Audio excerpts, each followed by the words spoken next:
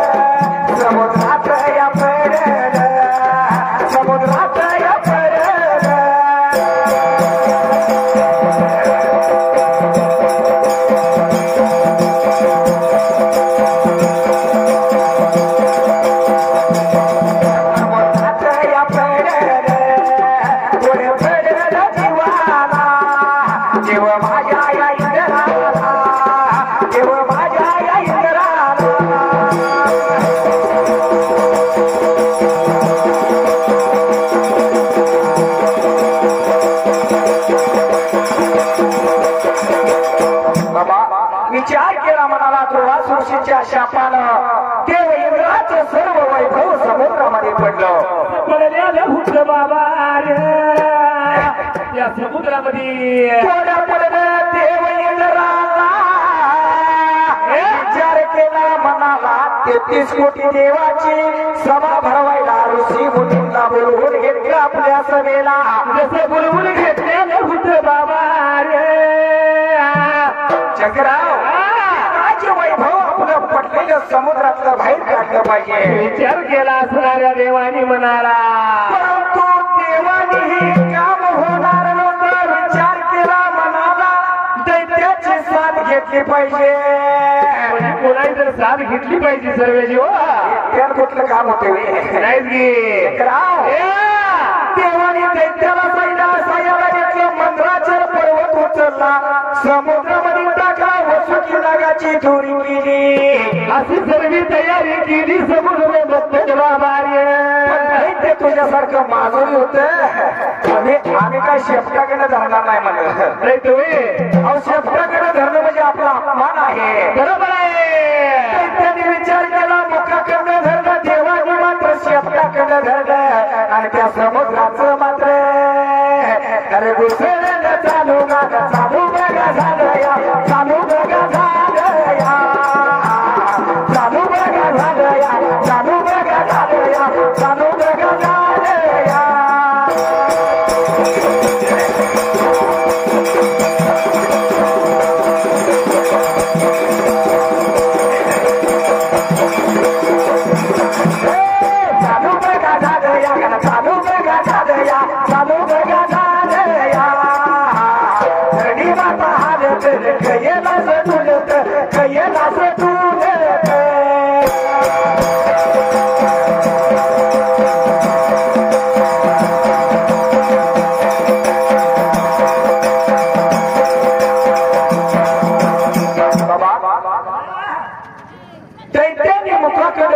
देवानी शेपटाकडे धरलं समुद्राचं घुसळण चालू झालं शंकराव घुसळण जसं चालू झालं होतं सुखी सर्पाला ताल पडला आणि मुखातून विषाचं दह बाहेर लागलं पहिल्यांदा पडायला म्हणजे सर्पाचं विष बाहेर पडायला लागलं होतं शरीराला ताण पडला शरीरात विष बाहेर पडायला लागलं विष बाहेर पडायला लागलं त्या विषाच्या दहानं दैत्य जमिनीवर पडायला लागलं देव जमिनीवर पडायला लागलं सापाचं विष काय नाही साधन असते वाईट असते बाबा एवढ्यात विचार केला मनाला माझ्या इंद्रदेवानं काहीतरी केलं पाहिजे सगळी मरून जाते समुद्र मंथन होणार नाही देव शंकराला आराधना केली देव शंकर प्रगट झाला देव शंकरानं असणारे विष प्रचार केलं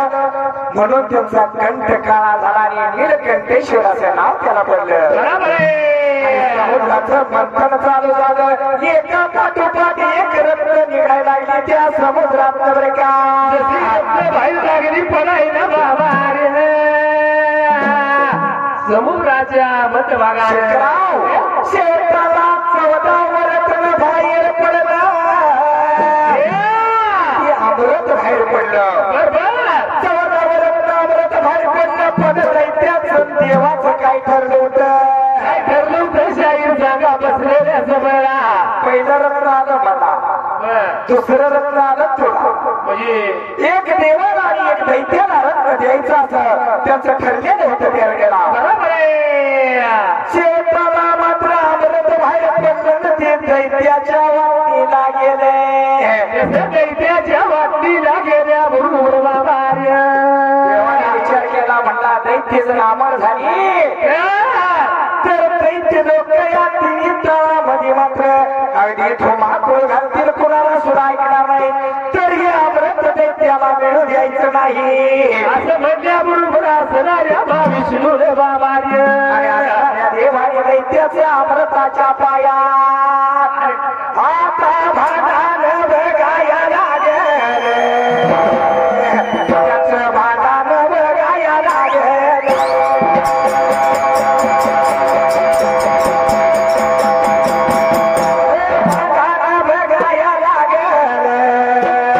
त्याचं भांडण बघायला लागेल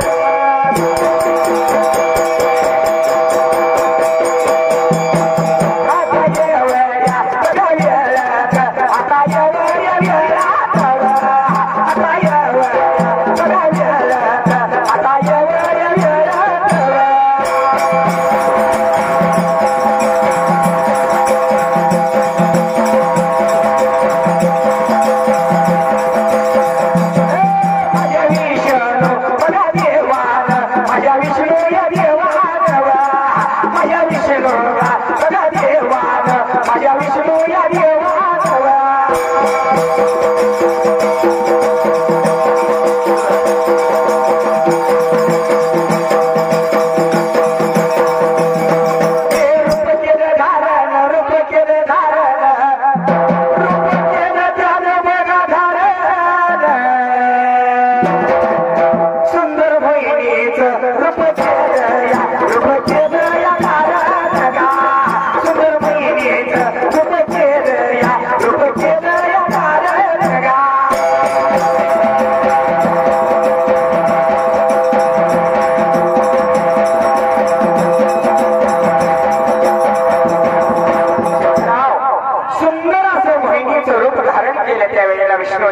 विष्णुदेवाने रूप धारण केलं होतं.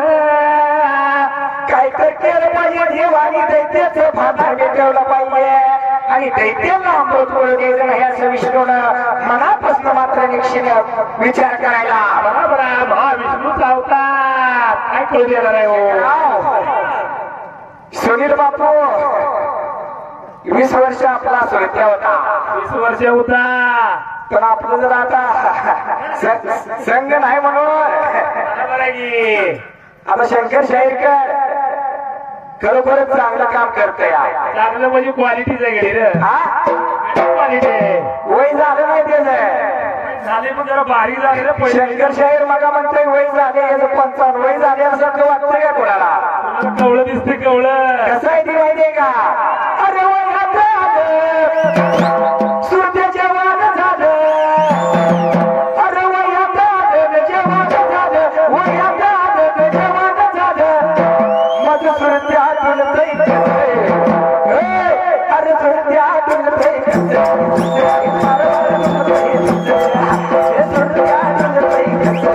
काय पारवार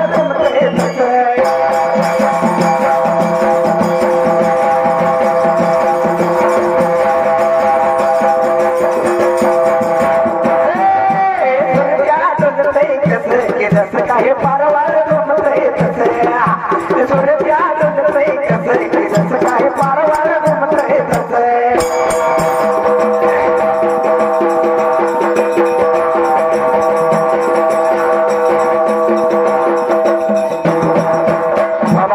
विचार केला मनाला त्यावेळेला त्या महाविष्णूने त्या जागाला. विष्णू देवाने विचार केला मनाला बाबा रे दैत्याच्या बाबा दैत्याला अमृत मिळवण्याचं नाही म्हणून महाविष्णूला की सुंदर अशा मोहिनीचं रूप धारण केलं त्यावेळेला.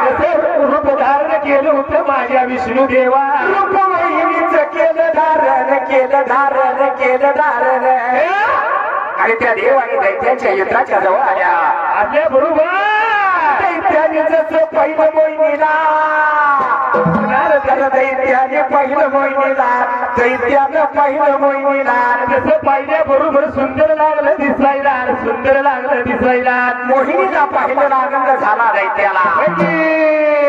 सोडून सीना दैत्य मोहिनीवर भुलायला युद्ध सोडून दैत्य मोहिनीवर भुलायला. म्हणजे गडी बाय बघितल्याबरोबर गडी बोलला ती बाय तशी असते म्हणजे कशाला बोलते पण सुंदर रूप होतं. सुनील बापू डान्स कसं करत होतं माहिती आहे का. कोणच्या जागेवर असं फेट्याचा पदर असा धरायचा. गजूशहरच्या कुठल्या जागेवर आणि खेळताना रंगबाई होळीचा आणि खेळताना रंगबाई होळीचा रंग पंचमीचा अन्न पाठ लाग बाई पाठ लाग अन्न पाठ लाग कोणा माझ्या चोरीचा पाठ लाग कोणा माझ्या चोरीचा.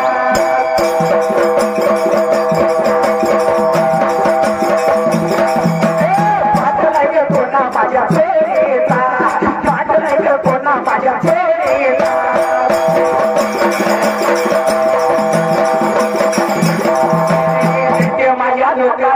लोकांनी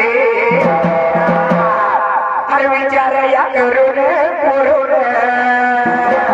अरे मोहिनी लागेल तिथे भूल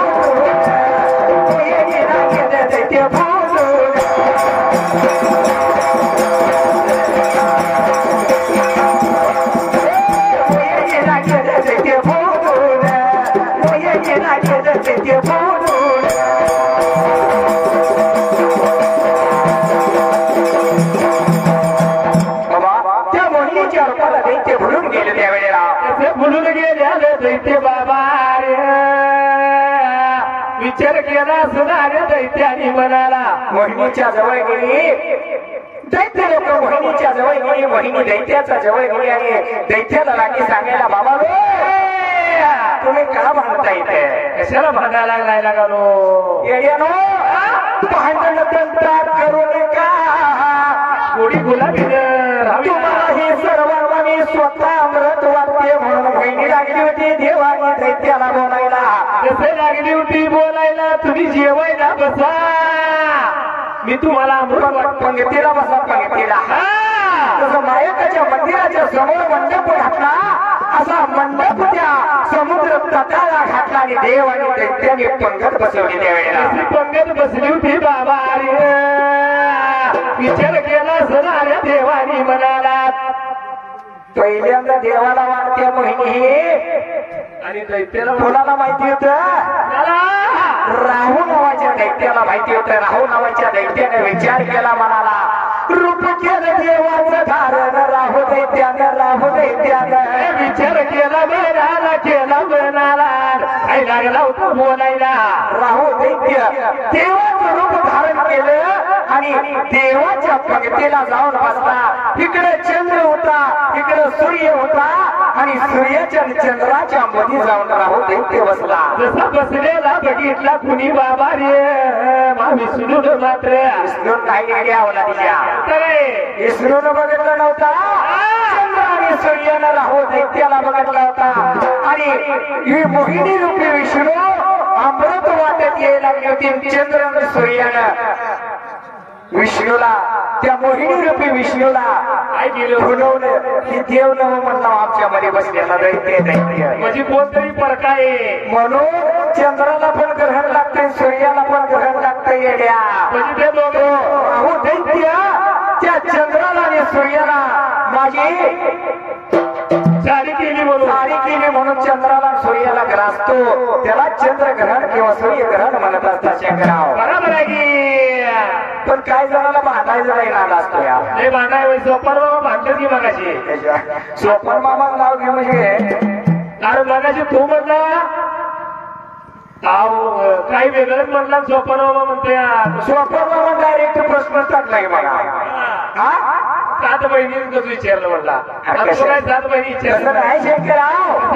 शंकर मामाला गणात प्रश्न टाकला काय माहितीये का? हा पार्वतीच्या मनाचा केला गणपती. पार्वतीच्या मनाचा केला गणपती. त्याचं वजन किती म्हणला? सोपार म्हणले पहिल्यांदा. बाकी पोरं सांगते बाकी पोरं येल्या बाकी पोराला माहिती असते. आणि सोपारमा ऐकून घ्या. 2.5 गुंजा कमी 3.5 तोळ सोनं, 3.5 तोळ वजन होतं त्या पिंडाचं. असा वे शास्त्रात आहे हो, मला तर काय माहिती. तर शंकरराव काय प्रकार घडला पुढच्या बाजूला. आता आपला पुत्र तर बसलो तू सोपार मामा माझ्याकडेच बघतोय. तुझ्याकडेच होत रे. आणि गजो असं केलं, गजो तसं केला. गजो भांडत नाही तरी पण शंकरराव एक उदाहरण सांगतो तुला. सोपार मामा सारखी एक बाई होती.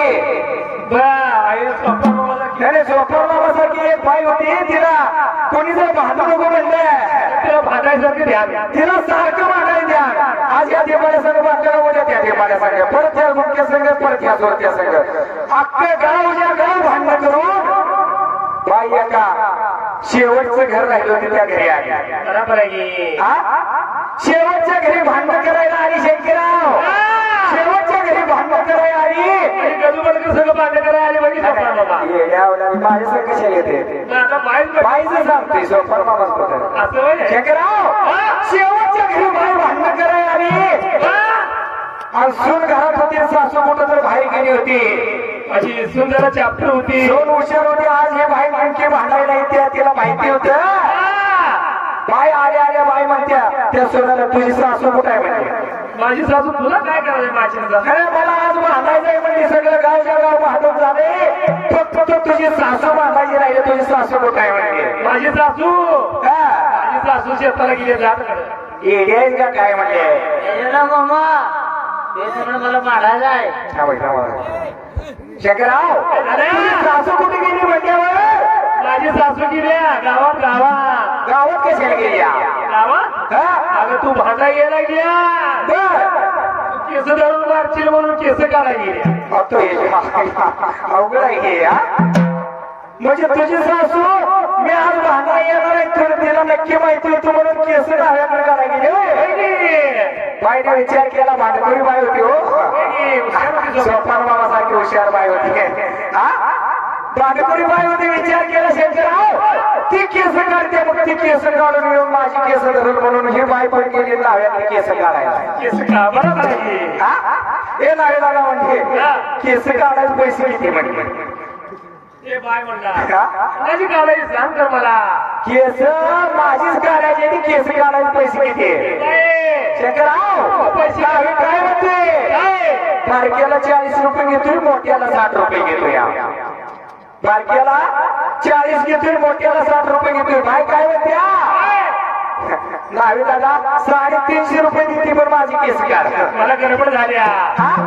शंकरराव नावेदाराचा नावेला झाला बाईचे दरवाजा केस काढले म्हणजे नावेदार रोज 50 रुपये मिळते 60 रुपये मिळते. बांधायचंच होतं तिला ना.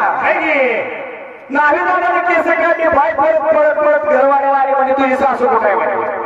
अगे एरिया म्हणली माझी सासू टक्कल करून आल्या. डांबार घालायचे सिंदूर लावायचे सिंदूर टकल्याला म्हणजे तो धरल्यावर मग कधी सासूचे लय चॅप्टर दिसते म्हणजे केस काढून आल्या परत डोकं बिकं धरत साठीची हात दिसतो म्हणून टकोऱ्याला सिंदूर लावायची गेले. मग मी तर काय कमी आहे म्हणजे शंकरराव या बाईला म्हणजे टकोऱ्याला सिंदूर लावला हो. परत सुनेकडे गेले म्हणजे कुठे आहे तुझी सासू. माझी सासू हिरीकडे गेली. हिरीकर तुझ्या बिहार परत हिरीकडे गेल्या म्हणजे हिरी थोडी टाकाय गेली तुझ्या बिहार. हिरीकडे गेल्या म्हणजे हिरीकर परत तुझ्या बिहार. विचार केला मी काय कमी आहे म्हणजे पळत पळत हिरीकडे गेली आणि माचाडावर खाली वाकून बघायला लागली. तिला काय वाटतं खाली माचाडावर खाली वाकून बघायला लागली. पाण्या बिण्यात बाय आहे का बघते खाली तर शेंदूर लावल्याला टक्कर पाय दिसायला लागले पण हिज स्वतःची प्रतिमध्ये पाण्यात दिसते कळना तिला.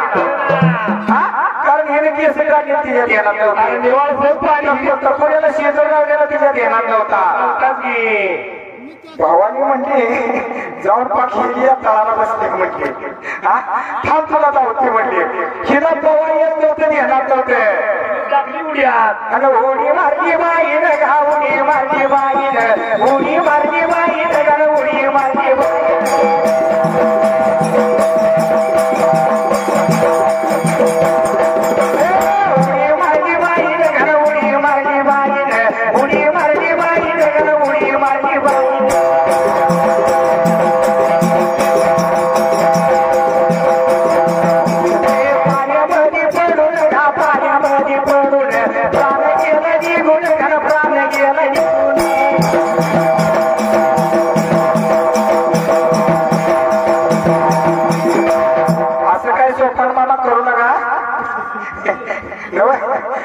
असं काय करू नका. केस काढून शेंदूर लावली थोडी मारायची. पवा येते का नाही येत तर ध्यानात ठेवा. तर शंकरा विचार केला मनाला माझ्या मोहिनीनं मात्र त्याच अमृताचं भांड हातामध्ये घेतले. वाटायला लागेली वाटायला लागेली वाटायला लागेली वाटायला लागेली वाटायला लागेली वाटायला लागेली.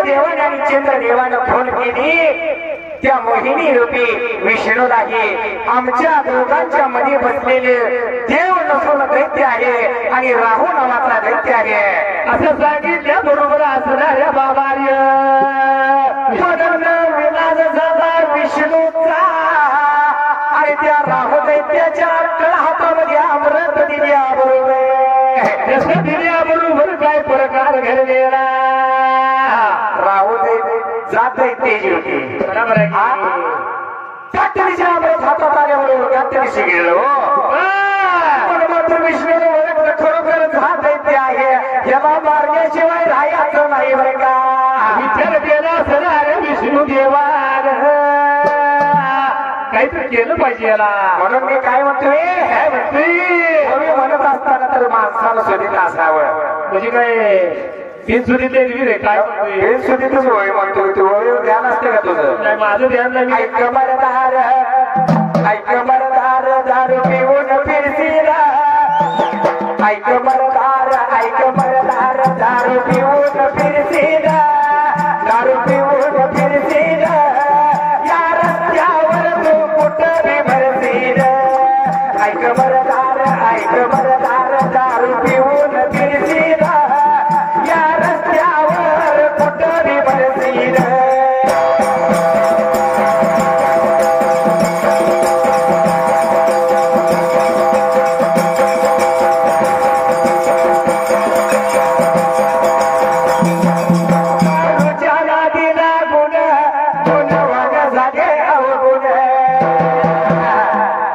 गुणवान माणूस असला तसं मामाला काही नाव ठेवायला नाही पण मामा अंतकरणापासून सांगतो तुम्ही एक चांगला शाहीर आहे माया काही दारात सांगतो ओवी म्हणत असताना फक्त पेशे तुम्ही एक चांगलं शाहीर बरोबर आहे का नाही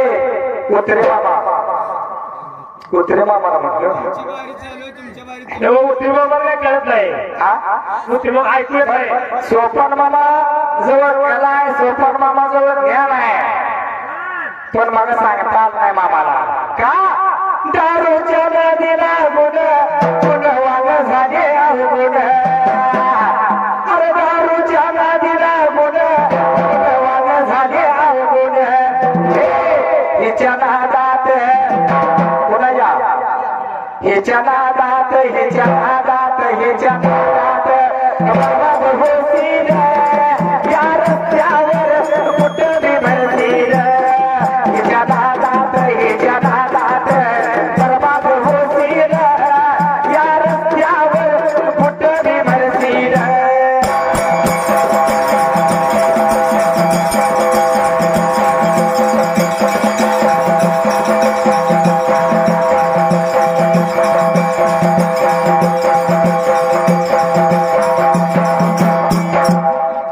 चांगलं सांगितलेलं माणसाला कधी पटत नाही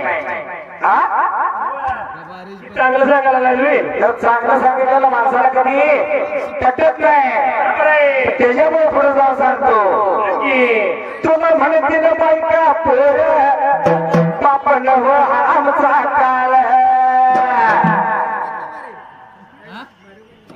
अरे तुला म्हणते ना बायका पोर बाप न हो आमचा काळ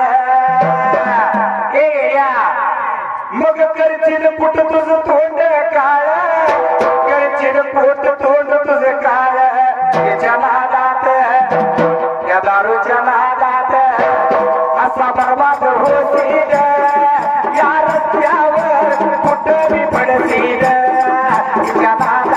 हिच्या नादात बरबाद होतील या रस्त्यावर कुठं बी पडतील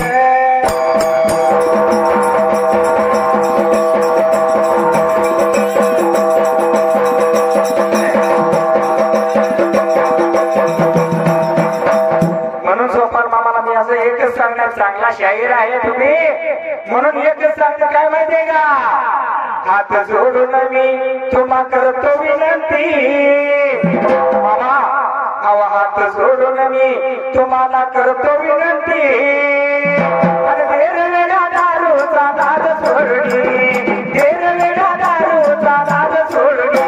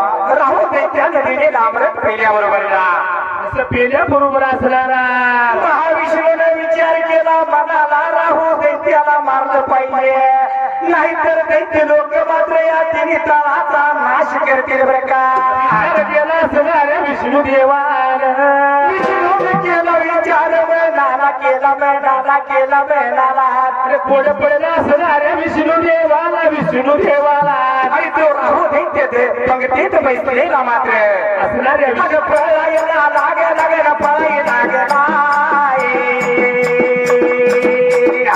अरे पळायला लागेला पळायला लागेला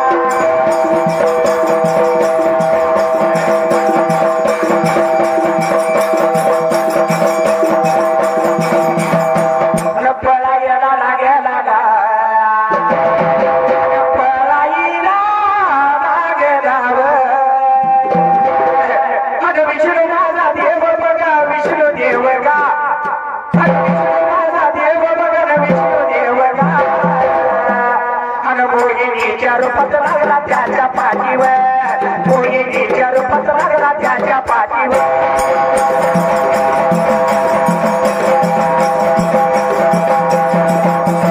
मोहिनीच्या रूपात लागला त्याच्या पाठीवर मोहिनीच्या रूपात लागला त्याच्या पाठीवर